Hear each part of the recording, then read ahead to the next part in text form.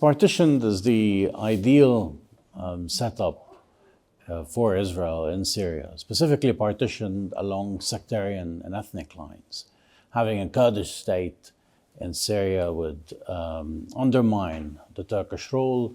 Having a Alawite state and a Druze state would both undermine the Sunni impact on the central state's policies, specifically vis-a-vis Israel itself. So yes, ideally, I would like to see it partitioned, but in practice, I think Israel is seeking to strengthen these sectarian units within Syria, sectarian politics, through these protection umbrellas, saying you're protected, you can revolt against the HTS-dominated regime in Damascus.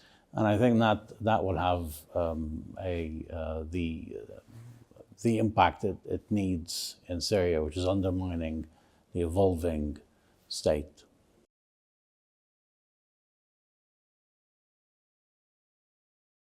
Israel has a Druze minority within its state. And that Druze community has been sort of integrated. They serve in the military, in the IDF, and have some stake in the political system. And thus, using this Druze minority as a leverage, Israel has sought to protect the Druze, or show itself as if it's protecting the Druze community in Syria. And that is, I think resolves two issues. One, it undermines the new regime in Syria, which Israel sees as a threat, obviously given the rhetoric that is coming out from Israel on Syria.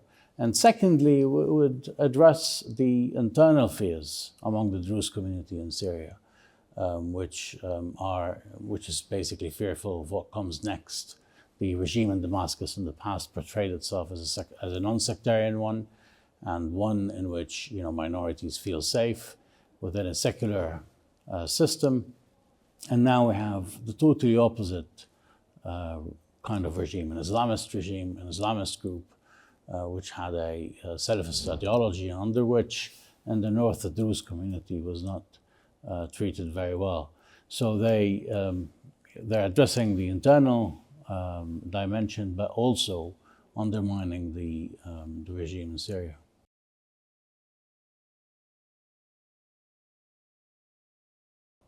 Yeah, in terms of minorities, Lebanon is a group of has a group of minorities. All of Lebanon is minorities. There's no specific majority for one sect.